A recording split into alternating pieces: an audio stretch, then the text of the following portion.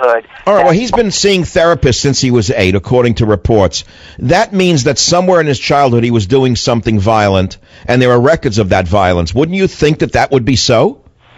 Well, yeah, I mean, you would think that the therapist, you would hope that they would start, narrowing down. It's my surprise, though, because I've had patients come to me, and again, I'm not a psychiatrist, but people have brought me their bipolar family members, and it surprises me how no therapist, for the years that they have been bipolar, had been talking to them about some danger that had happened in childhood. In fact, there have been several cases where there's been they've been told that it's a chemical imbalance, or that it's it's purely genetic. I mean, certainly we have genes that can be turned on and turned off depending on certain circumstances in our life, but for the most part, this stems, all these mental illnesses, the majority of mental illness, I'll go out on a limb and say, stem from something that has happened between birth and adolescence that is so extreme that it has caused someone to fight and flee in such a...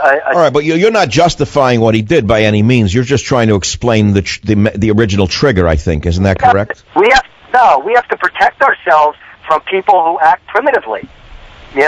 I mean... Well, now, you're not talking about the atavistic return of the personality, are you? I'm sorry, I didn't hear what you said. Are you referring to the atavistic return of the personality to an animal state?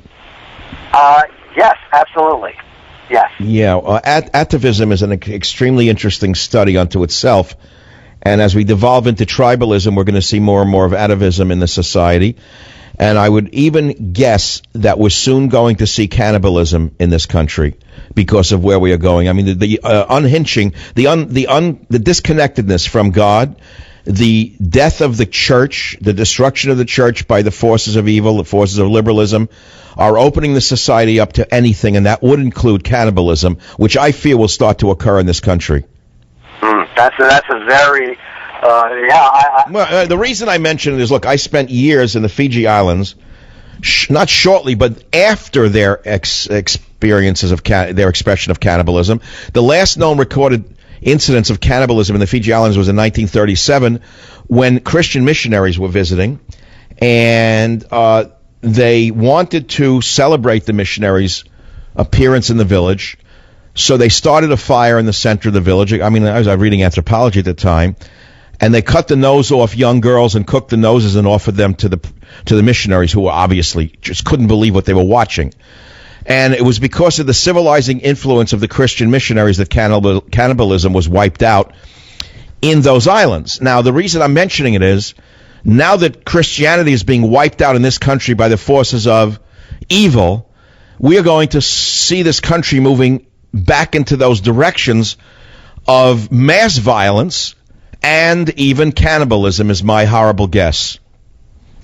Well, I don't doubt that, and I would personally call it our reversion back to our primitive primate nature rather than evil, which it's just semantics. But I agree, because think about cannibalism as the highest order of one-upmanship. I mean, it doesn't get any higher. No, eating your enemy's heart. I get that. I've read about that, the combat stories. But it's interesting you say that, because I studied the Highlanders of New Guinea, who actually were practicing cannibalism until quite recently. I think they haven't really eschewed the practice entirely. They believe that when they beat an enemy in combat, they have to eat the enemy's heart in order to conquer him totally. Yeah, and that is as primal as you can get. And when we're operating on this primitive nature rather than our divine nature, this is what happens. And I agree with you, Dr. Savage, and I just thank you for having these insights and for allowing a forum for this sort of thing to be discussed. Well, that's what talk radio really should be, because if it's just about politics, it kind of leaves me bored out of my mind. And I appreciate callers like you. I think I have the best callers in the business, and I think that's why those with the high IQ tend to find this show. I really mean that.